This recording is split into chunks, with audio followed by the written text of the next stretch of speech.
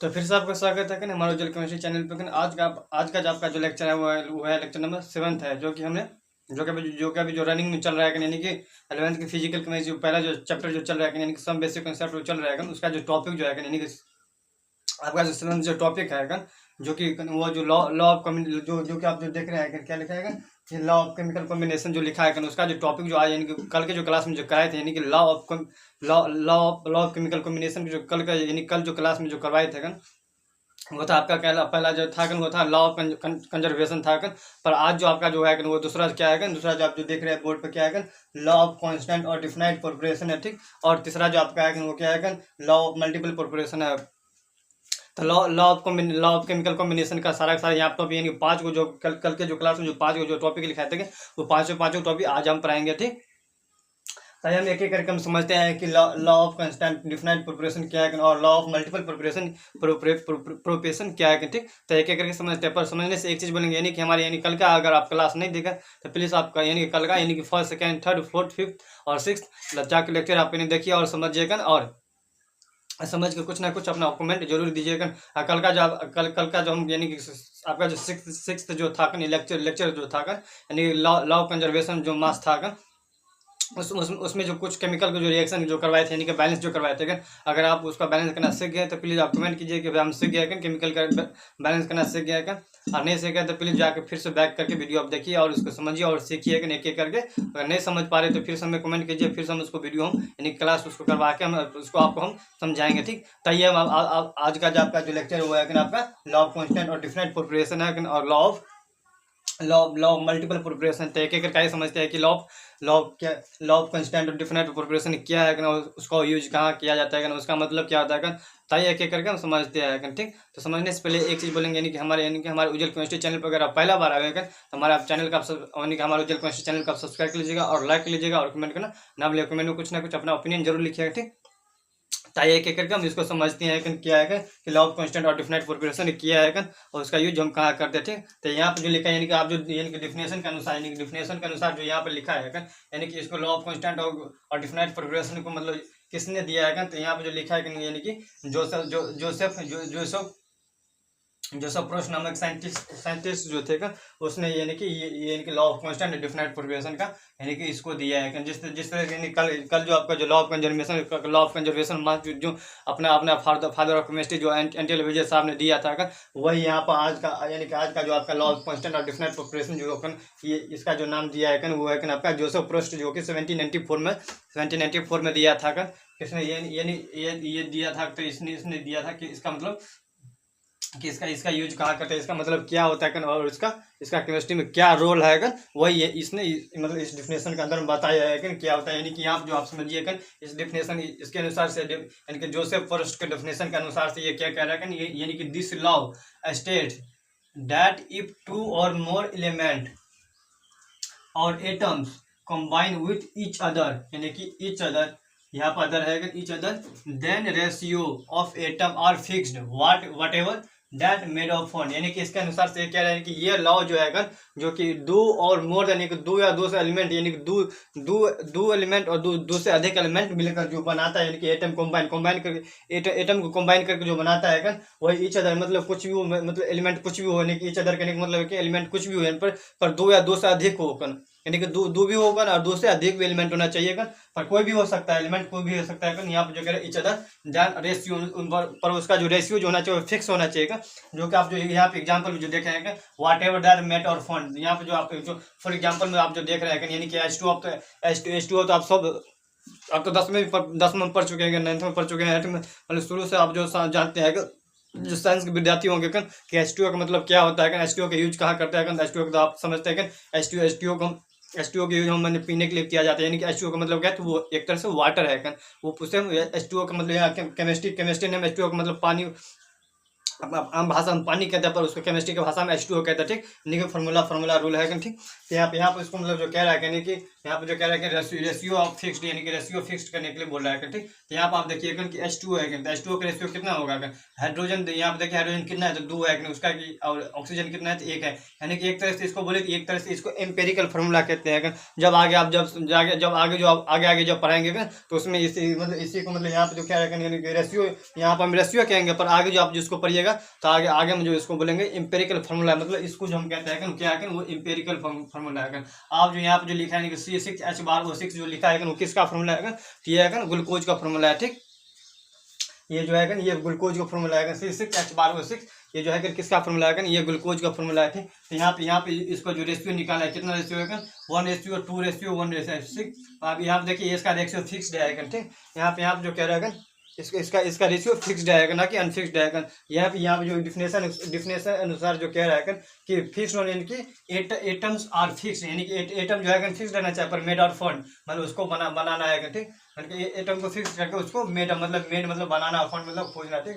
तो मेड खोज के उसे बनाना है। तो यहाँ पे जो लिखा है हमने यहाँ पे एग्जाम्पल लिखे थे, H2O लिए थे और C6H12O6 जो कि ग्लूकोज का फॉर्मूला है, वो है यहाँ पर हमने यहाँ पर लिखे थे क्या,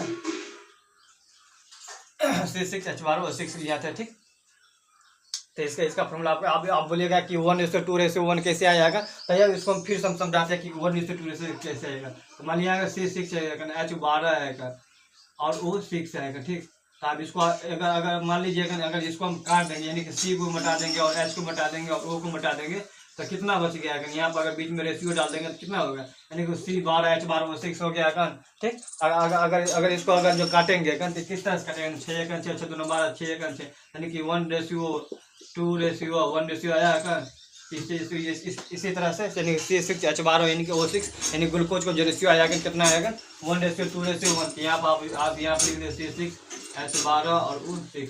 आप समझ गए कि इसका रेशियो कैसे आएगा, 1:2:1 कैसे आएगा, आप समझ गए। अब अगला जो आपका जो अगर अपना जीवन में मतलब कुछ भी आप एग्जाम्पल ले सकते हैं, पर उसका जो एटम जो होना चाहिए उसका फिक्स होना चाहिए, ना कि अनफिक्स होना। अगर आप जब भी आप उसका मतलब एटम अनफिक्स लीजिएगा तो भी उसका मतलब रेशियो उसका गड़बड़ा जाएगा। अगर मान लीजिएगा कि यहाँ पर हम अगला यहाँ पर मान लिया जो कुछ भी मतलब एग्जाम्पल दीजिएगा, जैसे कि हम यहाँ पे ले लेते हैं कि आप अगर यहाँ पे लीजिए तो क्या C7H14 और कितना ले लेगा, और यहाँ मतलब मान लीजिए कि ग्लूकोज का फॉर्मूला आएगा, पर इसी पर डिपेंड मतलब और मतलब कुछ भी ले सकते हैं, मतलब कहने का मतलब कुछ भी आप ले सकते हैं एग्जाम्पल, मतलब क्या एग्जाम्पल लेने के लिए मतलब कोई मतलब लिमिट नहीं है कि मतलब आप यही एग्जाम्पल ले सकते हैं कि और भी एग्जाम्पल हो सकता है। हाँ, और भी एग्जाम्पल हो सकता है, आप जितना भी एग्जाम्पल सोच सकते हैं, यानी कि फॉर एग्जाम्पल यानी क्वेश्चन बनाने के लिए आप एग्जाम्पल जितना भी सोच सकते हैं उतना आपको बेहतर होगा, ताकि आपको ऑब्जेक्टिव में बना सके। यहाँ पर मान लीजिए कि यहाँ पर C7H14 और क्या ले लेगा, यानी कि O ले लेते हैं 21। अगर इसका जो अगर रेशियो निकालेंगे तो कितना रेशियो होगा, अगर इसका मतलब मान लीजिए इसको हटा देते हैं, यानी कि इसको हटा देते हैं, यानी कि अगर इसको जो अगर रेशियो निकालेंगे तो कैसे होगा, यानी कि अगर मान लीजिए इसको यानी कि C7H को हटा देते हैं, O को हटा देते हैं, अब कितना हो गया। अब आप सोचिए कि यहाँ पर 7 हो गया, 14 यहाँ तक कटेगा, 7 का 7 14 7 1, इसका कितना हो जाएगा, यानी कि 1:2:3 हो गया। अगर इसको फॉर्मूला रूप में लिखेंगे तो कितना हो जाएगा, यानी कि C1 और कितना हो जाएगा H2 और कितना हो जाएगा O3 हो जाएगा, ठीक। आप तो देखिए यानी कि C7H14 और O21 का कितना है रेशियो, कितना है 1:2:3 आ गया। मतलब इसी तरह से मतलब कोई भी रिएक्शन हो, कोई भी केमिकल हो या फिर कोई भी एलिमेंट होकर इसी तरह से हम इसको मतलब रिएक्शन निकालते, ठीक। तो ये आप अगर पहला आपके मतलब दूसरा जो आपका जो था लॉ ऑफ कांस्टेंट और डिफिनाइट प्रोपोर्शन का अगर डिफिनेशन अगर आप समझ गए तो ठीक है, समझ गए तो कमेंट कीजिएगा और लाइक कीजिएगा। और अगला जो आपका जाएगा यानी तीसरा जो आपका है क्या है आपका लॉ ऑफ मल्टीपल प्रोपोर्शन, मतलब कि एक से अधिक। मल्टीपल कहने का मतलब यहाँ आ गया कि एक से अधिक होना चाहिए, ना कि दो होना चाहिए, मतलब एक से अधिक होना चाहिए, ठीक। तो यहाँ जो कह रहा है कि इसको जो कहना आप समझिएगा, जिस तरह से इसको जोसेफ पुरस ने दिया था 1794 में, उसी तरह से इसको भी कहने के लॉ ऑफ मल्टीपल प्रोपोर्शन का किसने दिया था, डाल्टन नामक साइंटिस्ट थे, जो कि 1803 में यानी कि 1803 ईस्वी में दिया था, ठीक। जो कि डाल्टन नामक साइंटिस्ट ने दिया था कि डाल्टन नामक साइंटिस्ट के अनुसार ये जो डेफिनेशन बताया गया है कि इस डेफिनेशन के अंदर हम क्या है, ये एक एक करके हम समझते हैं। इस डेफिनेशन के अंदर हम यही है कि क्या करेगा कि this law state that 2 element और atom combine to from more than one molecule, मतलब मोर देन वन मोलिक्यूल और compound then the mass of one atom are multiple from. मतलब आप इसको मतलब ये तो हो गया आपका अंग्रेजी भाषा में अगर हो गया। अब आइए इसको मतलब अपनी भाषा में समझाते हैं। अगर अपनी भाषा में समझाने का मतलब यही है कि इसको मतलब ये कह रहा है कि ये स्टेट जो दो एलिमेंट और एटम कंबाइन, मतलब दो एलिमेंट और एटम को कंबाइन करके यानी कि मिला करके जो जो मतलब और जो मतलब एक से अधिक यानी कि दो एटम और दो एलिमेंट और दो एटम मिलाकर एक से मतलब अधिक फ्रॉम मतलब अधिक वन मतलब एक मोलिक्यूल और कंपाउंड जो बनाता है mass of the one atom और इन मल्टीपल, मतलब एक से अधिक जो बनाता है वो इसका मतलब उसे मतलब लॉ ऑफ मल्टीपल प्रोपरेशन कहते हैं। ठीक, अगर आप नहीं समझे तो आइए फिर से हम समझाते हैं कि इसको कहने का मतलब ये है कि एक एटम यानी कि दो एलिमेंट होना चाहिए और दो एटम होने चाहिए। दो एलिमेंट, चाहे दो एलिमेंट हो चाहे एटम होकर, आप एलिमेंट भी कह सकते हैं या फिर चाहे एटम भी कह सकते हैं। ठीक, और उसको कंबाइन करके जो एक से जो अधिक जो बनाता है मतलब फ्रॉम अधिक मोर देन अधिक, मतलब मोर देन अधिक मतलब कह रहे हैं कि मतलब एक से अधिक होना चाहिए। ठीक, मतलब बहुत सारे जो एक मतलब बहुत सारे मिलकर एक मॉलिक्यूल बनाते हैं। ठीक, मतलब बहुत सारे एलिमेंट और बहुत सारे एटम मिलकर एक मतलब एक मॉलिक्यूल बनाता है और उसे कंपाउंड, मतलब यहाँ पे वन मॉलिक्यूल बोलिए चाहे वन कंपाउंड बोलिए, मतलब एक मॉलिक्यूल बोलिए चाहे फिर एक कंपाउंड बनाता है मास ऑफ ऑन एटम, मतलब मास से एक एटम जो बनाता है उसे ये मल्टी यानी कि लॉ ऑफ मल्टीपल प्रोपरेशन कहते हैं। ठीक, आप देखिए इसका एग्जांपल क्या है। इसका एग्जांपल हम यहाँ पे मतलब सल्फर और ऑक्साइड लिए हैं। क्या लिया है? यहाँ पे सल्फर और ऑक्साइड लिया है। यहाँ पे मान लीजिए SO लिया है। ठीक, सल्फर का तो आप समझते हैं एटॉमिक नंबर कितना होता है और एटॉमिक मास कितना होता है। सल्फर का एटॉमिक नंबर कितना होता है तो 16 होता है, यानी कि एटॉमिक नंबर 16 होता है। पर यहाँ पे हमको यहाँ पे आप कहीं पर देख रहे हैं कहीं पे है कहीं, यानी कि एटॉमिक नंबर दिया है, कहीं पर नहीं दिया। पर यहाँ पे क्या दिया है यानी कि मास दिया है। तो जहाँ जो मतलब डिफिनेशन के अनुसार से डिफिनेशन के अनुसार ही हम लेंगे। यहाँ पे अगर यहाँ पे एटॉमिक नंबर दिया रहता तो एटॉमिक नंबर लेते हैं और पर यहाँ पे एटॉमिक नंबर ना देखें, यहाँ पे एटॉमिक मास दिया है, हमको यहाँ पे एटॉमिक मास ही लेंगे ना कि एटॉमिक नंबर लेंगे। ठीक, अगर एटॉमिक नंबर जब ये लेंगे तब वो गलत हो जाएगा। तो ये पूरी तरह से मतलब मेरा रिएक्शन पूरी तरह से खराब हो जाएगा। तो यहाँ पे हम एटॉमिक मास ही लेंगे ना कि एटॉमिक नंबर लेंगे। ठीक, यहाँ पर डिफिनेशन के अनुसार हम एटॉमिक मास ही लेंगे। तो यहाँ पे जो एटॉमिक यानी कि सल्फर जो एटॉमिक जो नंबर होता है वो 16 होता है, पर उसका एटॉमिक जो मास होता है कितना होता है 32 होता है। ठीक, तो मान लीजिए कि यहाँ सल्फर का कितना एटॉमिक मास 32 है। ऑक्सीजन का तो आप समझते हैं कि एटॉमिक नंबर कितना होता है 8 होता है और उसका एटॉमिक मास 16 होता है। तो यहाँ पे यानी कि 32:16 लिए। ठीक, तो वो ये कि यहाँ मान लीजिए SO 32:16 हो गया। ठीक, अब SO2 लिए है, मतलब आप कुछ मतलब S1 मतलब मान लीजिए यहाँ पे 1 लिए है, 2 लिए, 3 लिए, मतलब 1 से लेकर मतलब कितना भी ले सकते हैं, 100 तक मतलब अनंत भी ले सकते हैं।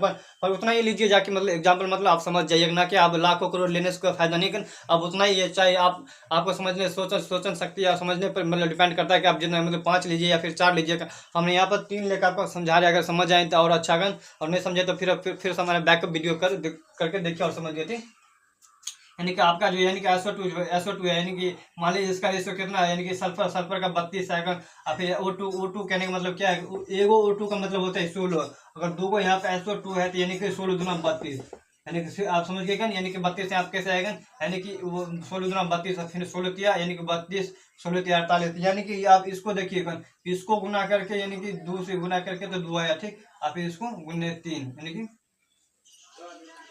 इसी तरह से 16 रेशियो 32 रेशियो यानी कि कितना आ गया 48 आ गया। ठीक, अब इसको जो रेशियो जो निकालिएगा तो कितना आ जाएगा, यानी कि 1 1 1 यानी कि 1:2 रेशियो। लेकिन आप देखिए पूरा इसको रेशियो सेम आ गया है।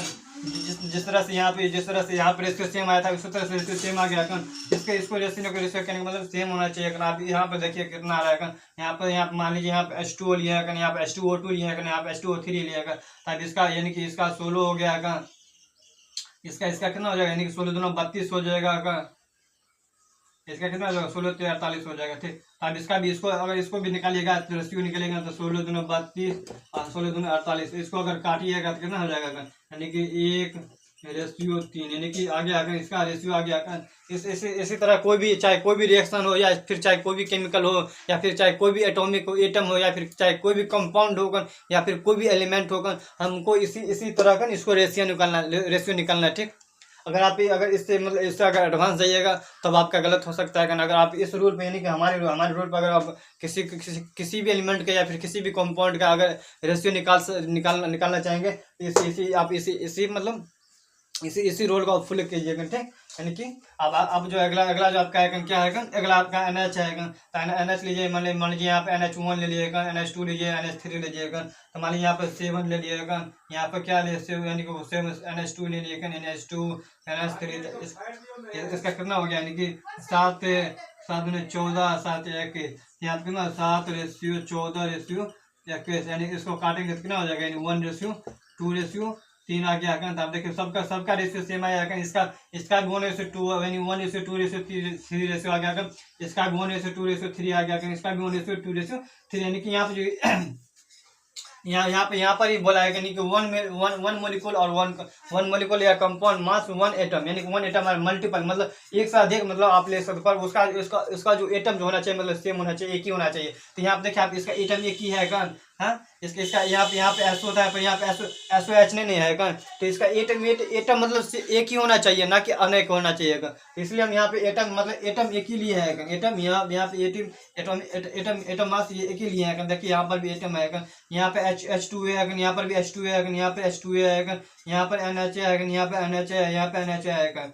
अब जब भी मतलब इसका, यानी कि लॉ ऑफ मल्टीपल प्रोपोर्शन का जब भी आप मतलब एग्जाम्पल लिखिएगा, इसका एक एटम एक ही होना चाहिए, ना कि आप जब ये यहाँ पे क्या करें, यहाँ पे NH ले लिया है, NH ले लिया है ना, यहाँ पे क्या करेगा NOH ले लिएगा, तभी इसका मतलब रेशियो नहीं निकलेगा। 100% करें इसका रेशियो नहीं निकलेगा। आप बोलेगा कैसे करना, मान लीजिए यहाँ पे NH1 ले लिएगा, NH2 ले लिएगा। मान लीजिए यहाँ पे एटॉमिक मास कितना होता है, नाइट्रोजन के साथ होता है एटॉमिक मास मतलब 14 होता है, तो गुने 1 हो जाएगा इसका। ठीक, तो ये इनकी 14 हो जाएगा। यहाँ पे मान लीजिए कि किसका है, यानी कि नाइट्रोजन ऑक्साइड मतलब कितना है, इसका 14 गुने 14 प्लस में ऑक्सीजन कितना 16 प्लस में हाइड्रोजन निकली 1 गुने 2, तो इसका कितना 14 प्लस में 16 प्लस में 2 कितना हो जाएगा, यानी कि 6 2 8 4 12 के 2 हाथ में 1, यानी कि 2 1 3, यानी कि 32 आ जाएगा। इसका कदापि नहीं निकलेगा। यहाँ आप देखिए, इसको यहाँ पे 14 आ गया, अगर यहाँ 32 होगा तो इसका कहीं रेशियो निकलेगा, कहीं नहीं निकलेगा। इसलिए इसको हम गलती मानेंगे। यानी कि जब ये आप मतलब एक एटम से दोबारा मतलब दूसरा एटम लीजिएगा, अगर मतलब एटम एक्सचेंज करके लीजिएगा, अगर मतलब एटम मतलब सेम होना चाहिए। अगर NH ले रहे हैं तो NH2 लीजिए, NH3 लीजिए, NH4 लीजिए, NH5, मतलब जितना भी NH खाली NH ही रहना चाहिए, मतलब 1 से लेकर 100 तक NH ही रहना चाहिए। आप जितना भी मतलब एग्जाम्पल ले सकते हैं। पर अगर उसी बीच में अगर NH पहला आप NH कर देंगे क्या, और फिर आपका आप दूसरा में अगर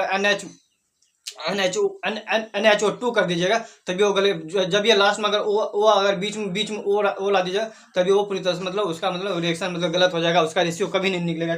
आप दूसरा अगर समझ लिएगा तो और अच्छा, अगर दूसरा अगर समझ लीजिए तो कमेंट कीजिए हम समझ गए। ठीक, अगर नहीं समझे तो प्लीज़ आप फिर से मतलब हमको मैसेज कीजिए कि हम नहीं समझेगा, तो फिर से उसका हम समझाने की कोशिश करेंगे। ठीक, अगर आप दूसरा अगर आप समझ गए, आप पहला भी आप समझ गए, दूसरा भी समझ गए, तो अगर आप पहला आपने समझा तो फिर से हम समझाएंगे कि पहला और दूसरा क्या होता है। पहला क्या है, this law state that if 2 or more element atom are combined then with each other then ratio of atom are fixed whatever that made for fond। यानी किसका कहने का मतलब यही है कि ये लॉ जो है दो और दो से एलिमेंट मिलकर एटम कंबाइन करके जो रेशियो जो निकालते हैं, एटम का रेशियो जो निकालता है पर फिक्स होना चाहिए। उससे हम फॉन्ड यानी कि मेड जो बनाते हैं वो यहाँ पर देखिए H2 है, यहाँ पे इसको मतलब रेशियो मतलब सेम है, पर यहाँ पे एटम जो है क्या है, एटम आर फिक्स, यानी कि एटम फिक्स रहेगा। यहाँ पर भी एटम फिक्स रहेगा, ना कि देखिए यहाँ पे कहीं भी लग रहा है कि एटम अनफिक्स रहेगा। यहाँ बीच में कहीं कुछ मतलब डिफरेंट लग रहा है, कुछ नहीं डिफरेंट लग रहा है। पहला कहने का मतलब यही है कि दूसरा यहाँ इसका मतलब लॉ ऑफ कांस्टेंट और डिफिनाइट प्रोपोर्शन कहने का मतलब यही है कि आप एटम फिक्स्ड रखिए, और 2 या 2 से अधिक मतलब 2 या 2 से अधिक आप एलिमेंट लीजिए, 2 या 2 से अधिक एलिमेंट लीजिए और एटम को कंबाइन करके बनाइए। पर उसमें जो रूल है, मेन जो रूल है, पर उसमें एटम फिक्स रहना चाहिए। जब भी आप एटम को अनफिक्स्ड कीजिएगा मतलब चेंज कीजिएगा, तभी आपका यानी कि उसका रेशियो मतलब इधर से उधर हो जाएगा, आपका रिएक्शन पूरी तरह से मतलब बर्बाद हो जाएगा, खराब हो जाएगा। और दूसरा कहने का मतलब यही है कि दिस लॉ स्टेट यानी कि लॉ ऑफ मल्टीपल प्रोपोर्शन कहने का मतलब यही यही है कि ये लॉ यानी कि ये स्टेट टू एलिमेंट और दूसरा दो एलिमेंट और दूसरा मतलब चाहे दो एलिमेंट हो चाहे दो एटम हो चाहे दो कॉम्बाइन दूसरा अधिक मोर देन मतलब एक से अधिक दो गो एटम और दूसरा अधिक मतलब अब लीजिएगा और एक मतलब उसको कंबाइन करके मतलब एक मोलिक्यूल बनाइए। क्या करें यहाँ पे कह रहा है ना कि एक मोलिक्यूल बनाइएगा और चाहे एक मोलिक्यूल बनाइए चाहे एक कंपाउंड बनाइए ठीक, पर उसको उसमें जो रहना चाहिए वो मास रहना चाहिए। क्या रहना चाहिए? मास रहना चाहिए ठीक। और उसको एक एटम और मल्टीपल एक से अधिक मतलब उसको बना सकते हैं ठीक। ऐसा कहने का मतलब यही है।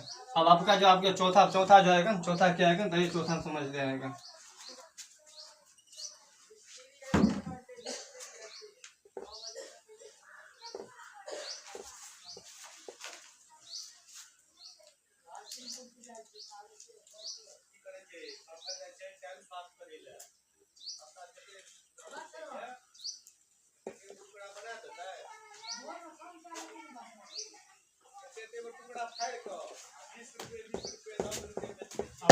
अब तीसरा आप समझने के बारे में वो क्या है आपका चौथा है। ये चौथा जो क्या है आपका चौथा जो है क्या है गे ऑफ लुकास लॉ ऑफ गैसेस वॉल्यूम है ठीक। यानी कि चौथा जो आपका जो टॉपिक है क्या है वो है गे ऑफ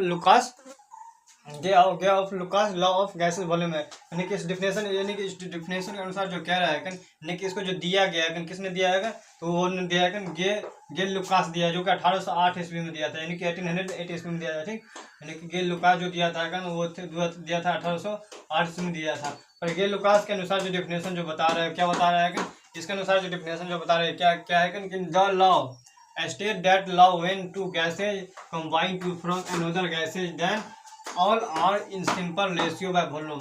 इसके कहने के अनुसार ये है इसको यानी कि अंग्रेजी भाषा जो कह रहा है जो अपनी भाषा में जो समझाएंगे उसके कहने के अनुसार ये है कि ये जो लॉ है यानी कि ये जो स्टेट है यानी कि लॉ जो स्टेट है वे दो गैसेज कंबाइन यानी कि दो गैसेज मिल करके यानी दो गैसेज मिल करके और मतलब दो गैस और अलग मिल करके यानी कि अनदर गैस और मिलकर पर सेम यानी कि सभी यानी कि दो गैस और अलग और एक्स्ट्रा गैस मिलकर यानी कि सभी जो मिलकर जो सिंपल जो रेशियो बनाता है उसे ही हम वॉल्यूम कहते हैं। क्या कहते हैं? यानी कि उसे ही हम वॉल्यूम कहते हैं। पर इसका जो एग्जांपल क्या कह रहा है तो इसका एग्जांपल समझते हैं। मान लीजिए कि ये मान लीजिए इसको मतलब H2 है और ये O2 है ये H2 है पर ये जो एग्जांपल है दूसरा एग्जांपल है ठीक। इसको आप इसमें नोट मत कीजिएगा। ये जो एग्जांपल है मतलब हमने एक्स्ट्रा में इसको हम देखिए यहाँ पे जो लिख रहा है यहाँ पे इसका भी एग्जांपल यानी कि दूसरा है और ये एग्जांपल यानी कि दूसरा है ठीक।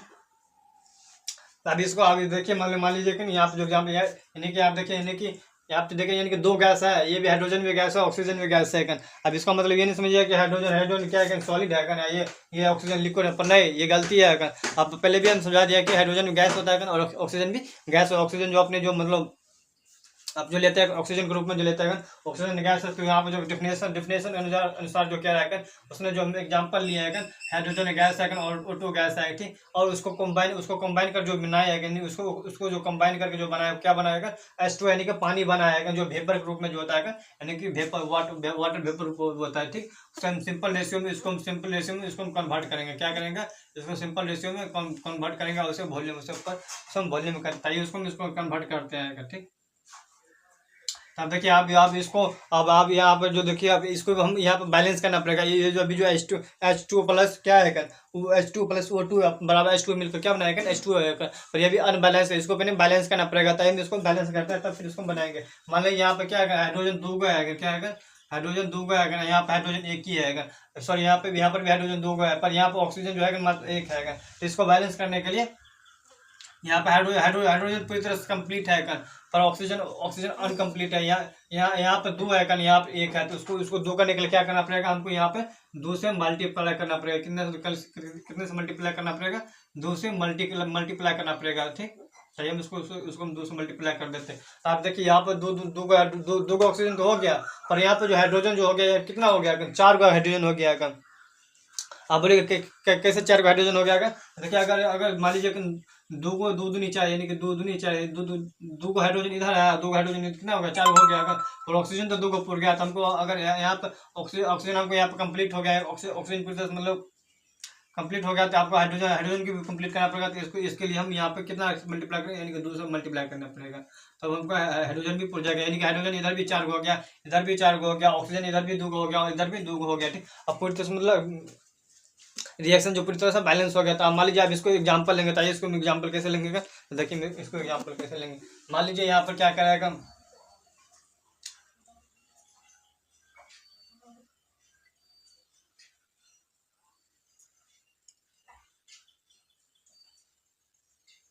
यहाँ पर जो है इसको अपने सरिया के लिख देते हैं।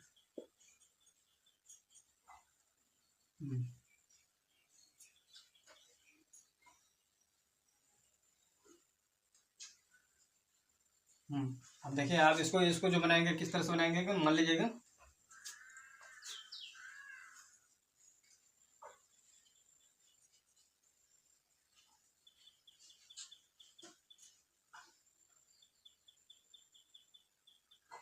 यहाँ जो क्या करेगा, the last that when two gases combine to another gas then all are simple ratio volume, यानी कि इसका जो रेशियो होगा यानी कि सिंपल होना चाहिए, ना कि अनसिंपल होना चाहिए, ठीक। टाइम इसको हम एक एक करके बनाते हैं, ठीक। तो मान लीजिए ये जो क्या है आपका हाइड्रोजन, क्या है, गैस हो गया, ये भी ऑक्सीजन भी गैस हो गया, ये क्या है, वाटर वेपर हो गया, क्या है, यानी कि H2O जो है वो क्या है, यानी कि वाष्प, यानी कि क्या कहते हैं हिंदी में, वाष्पीकृत, यानी कि भाप जिसे कहते हैं, वही यहाँ पर वाष्पीकृत हो गया, ठीक। ये भी एक तरह से मतलब गैसे हो गया, ठीक। अब समझिए ये भी एक तरह से गैसे हो गया, ठीक। आप इसको देखिए कैसे समझाएंगे। मान लीजिए कितना है, ये मान लीजिए इसको हम कितना ले लेते हैं, मान लीजिए कि ये 100 ml हो गया, कितना हो गया, 100 ml हो गया, और कितना हो गया, 50 ml हो गया, और इसको दोनों मिल कितना हो गया, यानी कि ये अकेले 100 ml हो गया।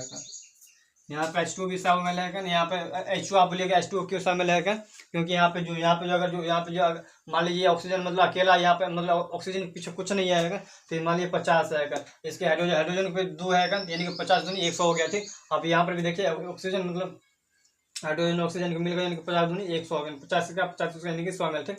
अब इसको अगर जो रेशियो निकालेंगे तो रेशियो कैसे निकालेंगे, तो इसको मान लीजिए ये कितना हो जाएगा, यानी कि अगर इसको हम अगर हम इसको अगर जब आधा करेंगे तो कैसे होगा आधा, तो हम इसको आधा करेंगे, तो देखिए इसको आधा, मान लीजिए इसका कितना हो जाएगा, 50 ml हो जाए, इसका हो जाएगा, और कितना हो जाएगा, यानी 25 ml इसका हो जाएगा, और कितना इसका कितना हो जाएगा, 50 ml।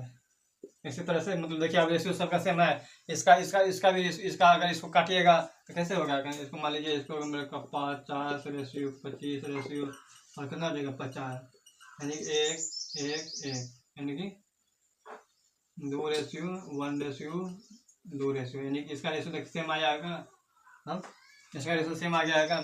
ऐसे इसी तरह से मतलब इसको भी रेशियो मतलब जितना भी मतलब यानी कि जो लॉ ऑफ केमिकल कॉम्बिनेशन है उसमें पूरी तरह से मतलब केमिकल को जो रिएक्शन जाएगा उसको पूरी तरह से मतलब रेशियो को पूरी तरह से बैलेंस करने वाला ये मतलब पूरा इसमें थ्योरी है, करना कि अनबैलेंस पूरी तरह से आप इस लॉ ऑफ केमिकल कॉम्बिनेशन मतलब यही सीखते हैं कि बैलेंस का मतलब किस तरह से मतलब केमिकल रिएक्शन को मतलब किस तरह से बैलेंस करते हैं, और उसको हम किस तरह से मतलब केमिकल को मतलब लिखने के मतलब प्रैक्टिस करते थे। तो यही तरह का मतलब अब जो अगला जो आपका है अगला क्या है, अगला जो है क्या एवोगाड्रो लॉ है, एवोगाड्रो लॉ क्या रहेगा, तो उसको किसने दिया है, एवोगाड्रो लॉ को किसने दिया है, तो इसने दिया कि एमिडो एवोगाड्रो जो था साइंटिस्ट जो था, इसको एवोगाड्रो लॉ पे दिया है, ठीक, जो कि 1811 ईस्वी में दिया था। कब दिया था, 1811 ईस्वी में दिया था। तो एमिडो एवोगाड्रो लॉ क्या कह रहा है, तो इसको हम समझते हैं कि ये कि लॉ कहने का मतलब यही है कि वो law states that equal volume of 2 different gases having same number of molecule of some temperature pressure, यानी कि इस लॉ का कहने का मतलब यही है, यानी कि वो लॉ स्टेट जो एक वॉल्यूम इक्वल होना चाहिएगा और 2 डिफरेंट गैस अलग होना चाहिए, यानी कि दो जो गैस होना चाहिए वो डिफरेंट होना चाहिए, ठीक, और उसके पास यानी सब कुछ उसके पास जो होना चाहिए क्या होना चाहिए, मोलिक्यूल होना चाहिए, और सेम टेम्परेचर होना चाहिए और सेम प्रेशर होना चाहिए, ठीक। यहीं पे यही कह रहा है, ठीक। तो देखिए इसका एग्जांपल मतलब इसमें जो कुछ मतलब जो नोट जो लिखा है क्या लिखा है, यानी कि वॉल्यूम को किस तरह डिनोट करते हैं, तो वॉल्यूम को V से डिनोट करते हैं, ठीक। टेम्परेचर किससे डिनोट करते हैं, टेम्परेचर किससे डिनोट करते हैं, T से डिनोट करते हैं, और प्रेशर किससे डिनोट करते हैं, तो P से डिनोट करते हैं, ठीक। और नंबर ऑफ मोलिक्यूल किससे डिनोट करते हैं, तो नंबर ऑफ मोलिक्यूल का इससे डिनोट करते हैं। यहाँ पे जो एग्जांपल जो दिया है क्या दिया है, CO2 और SO2 के लिए आएगा। तो देखिए यहाँ पर वॉल्यूम जो है क्या आएगा, वॉल्यूम इसका 5 लीटर है ना, इसका भी 5 लीटर आएगा। और इसका टेम्परेचर भी 25 डिग्री सेल्सियस और इसका भी प्रेशर 1 ATM है ना, इसका भी मतलब पी जो है प्रेशर 1 ATM है ना, इसका भी यही है। इसमें इसमें जो एग्जाम्पल जो दिया है ये मतलब किताबी भाषा में एग्जाम्पल दिया है। तो आइए हम अपना भाषा में इसको मतलब लेते हैं, बीकर के रूप में लेते हैं। टाइम एक एक करके हम इसको समझाते हैं एग्जाम्पल में। अगर आप इसको लिख लिए तो ठीक है, इसको मिटा जाएगा। आइए हम इसको एक एक करके हम इसको समझते हैं बीकर के रूप में लेकर।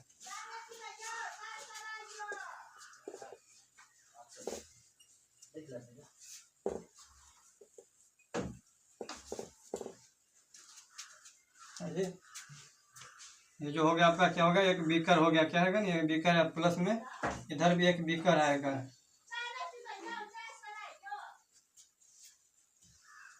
और ये क्या आएगा, ये भी क्या आएगा आपका बीकर हो गया। और इससे जो मिलकर जो बनेगा एक बड़ा बीकर बनेगा, जो कि पूरी तरह से जो उसको जो प्रोडक्ट जो कहता है वही प्रोडक्ट ये हो गया। ठीक,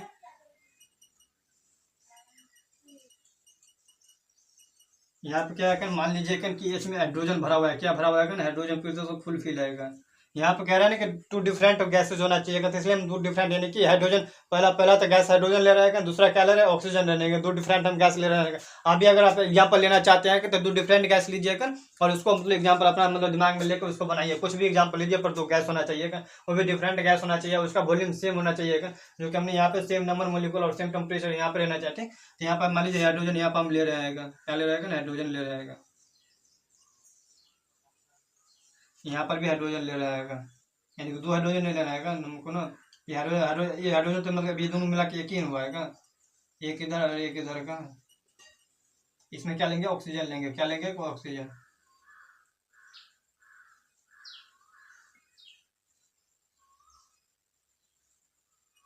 ये रही आपका ऑक्सीजन। दोनों दोनों जो मिलकर क्या बनाएगा, मान लीजिए इधर से एगो H का प्लस में, इधर से एगो H प्लस में एगो इधर से H। हमने हमने पढ़ाया था कि H2O को मतलब किस तरह से मतलब केमिकल को मतलब उसको लिखते हैं ना, किस तरह से उसको मतलब बैलेंस करता है। तो यहाँ पे हम बताएंगे। ठीक, मान लीजिए कोई H इधर है इधर, तो H मिलकर 2 H हो गया, फिर वो हो गया तो H2O हो गया। तो मान लीजिए यहाँ पे H2O हो गया, क्या हो गया, H2O एगो इधर H2O पूरी तरह से मतलब हुआ। ठीक,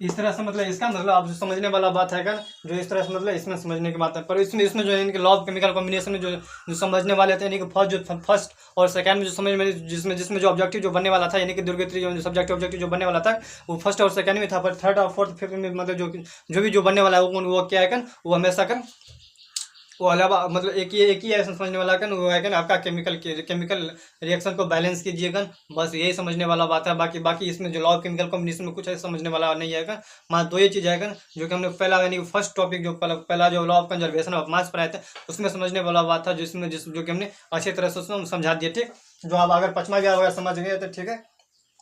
आइए हम इसको चौथा और 5वां फिर समझाते हैं अगर नहीं समझाए तो। यानी कि ये जो लिखा है गे ऑफ लुकास लॉ ऑफ गैसेज वॉल्यूम जो लिखा हुआ है वो क्या है उसको जो दिया गया कि किसने दिया था, गे लुकास जो 1808 में दिया था। और इसको इसके डिफिनेशन गे लुकास कहने के अनुसार क्या है कि the law of state that the when 2 gases combine to from another gases all are in simple by the ratio. यानी कि इसको कहने का मतलब यानी कि 2 गैस होना चाहिए, 2 गैस यानी कि 2 गैस मिलकर और अनदर मतलब 2 गैस मिलकर और मतलब एक्स्ट्रा गैस मिलकर जो मतलब सभी को मिलाकर जो रेशियो जो निकलेगा वो उसे हम वॉल्यूम यानी कि वॉल्यूम कहते हैं। जो कि आपने जो सामने में जो देख रहे हैं यानी कि रेशियो जो निकाल जाएगा वो हम यहाँ सामने देख रहे हैं। इसको जो दिए हैं इसको यहाँ पे इसको नहीं बनाएंगे यहाँ पे, क्यों, क्योंकि इसको आप लोग बनाएंगे। इसलिए यहाँ पे N2 + H2 + NH3 दिया है। आप मतलब कुछ भी मतलब नंबर को मतलब कुछ भी मतलब चाहे 100 मानिए, चाहे 50 मानिए, चाहे 150 मानिए, कुछ भी मानकर आप इसको मतलब बनाइए। ठीक, और इसको आप केमिकल को रिएक्शन को मतलब बैलेंस करके आप थोड़ी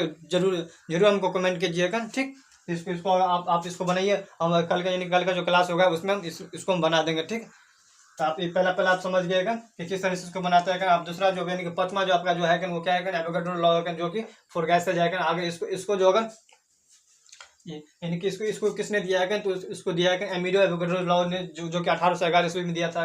एमिलियो एवोगाड्रो लॉ कहने के अनुसार इसको जो डिफिनेशन कहने के अनुसार क्या है, तो इसको कहने के अनुसार जो डिफिनेशन है वो क्या है, दैट लॉ यानी कि वो लॉ जो इक्वल होना चाहिए, यानी कि वॉल्यूम इक्वल होना चाहिए और टू डिफरेंट गैस होना चाहिए, यानी कि वॉल्यूम जो कह रहा है वॉल्यूम इक्वल होना चाहिए और टू डिफरेंट गैस होना चाहिए, और उसके पास जो होना चाहिए सम नंबर ऑफ यानी कि कुछ मॉलिक्यूल होना चाहिए, यानी कुछ मॉलिक्यूल होना चाहिए जो कि सेम टेम्परेचर होना चाहिए और प्रेशर। ठीक, इसका कहने का मतलब यही है जो कि हमने यहाँ पर मतलब समझा दिया। मतलब देखिए यहाँ पर जो यहाँ पर क्या कह रहा है, टू डिफरेंट गैस, यानी कि इसके देखिए ये गैस और ये गैस डिफरेंट है ना, ये हाइड्रोजन है और ये ऑक्सीजन है, तो दोनों गैस होना हो गया डिफरेंट हो गया। और जो इक्वल जो वॉल्यूम है, वॉल्यूम इसका भी वॉल्यूम इक्वल है, इसका भी वॉल्यूम इक्वल है, वॉल्यूम इसका भी मतलब इसका भी आकार सेम है, इसका भी आकार सेम है, इसका भी आकार सेम है, न किसी के डिफरेंट है। ठीक, और इसका इसमें जो कह रहा है क्या कह रहा है, मॉलिक्यूल ऑफ सेम टेम्परेचर। देखिए इसका मॉलिक्यूल सेम टेम्परेचर है, इसका भी मतलब सेम टेम्परेचर। ठीक, इसमें जितना इसमें प्रेशर है उतना इसमें प्रेशर है। तो आप मतलब चौथा मतलब लॉ ऑफ केमिकल कॉम्बिनेशन जितना भी मतलब पांचों जो टॉपिक जो था वो पांचों को हमने टॉपिक यहाँ पर मतलब समझा दिया। अब अगला जो आपका जो होगा वो होगा आपका, यानी कि अगला जो आपका जो क्लास होगा वो हम मतलब इस लेक्चर के साथ मतलब कम्युनिटी में अवश्य हम उसका मतलब डाल देंगे, क्योंकि अगला मेंशन कर देंगे कि अगला मतलब जो होगा जो टॉपिक जो होगा कल का जो टॉपिक होगा हमारी कम्युनिटी के साथ जो होगा उसका अवश्य हम उसको मेंशन कर देंगे। ठीक, तो आज तक हम क्लास यहीं में तो रखेंगे, पर जाने से पहले एक चीज़ बोलेंगे नहीं कि हमारे उज्जवल केमिस्ट्री चैनल पर अगर आप पहला बार आएगा तो हमारे उज्जवल केमिस्ट्री चैनल को आप सब्सक्राइब कर लीजिएगा और लाइक कर लीजिएगा और कमेंट करना ना भूलिएगा। कमेंट में कुछ ना कुछ अपना ओपिनियन जरूर लिखिएगा, और अगर आप नहीं समझ पाते हैं तो प्लीज़ उसको कमेंट कीजिए। जहाँ आप नहीं समझ पाते वहाँ वहीं पर मतलब कमेंट कीजिएगा और हमको कमेंट करके हमको अवश्य मतलब भेजिए। ठीक, ताकि हम उसको समझाने की कोशिश करेंगे। अगर फिर भी अगर आप नहीं समझे तो आप लेक्चर को बैक करके देखिएगा और उसको समझिएगा। तो आज तक हम ये रखेंगे, कल का जो क्लास होगा हम अवश्य हम उसको कम्युनिटी पर मेंशन कर देंगे। ठीक, तो आज का हम यही तक रखेंगे। Okay bye, thanks.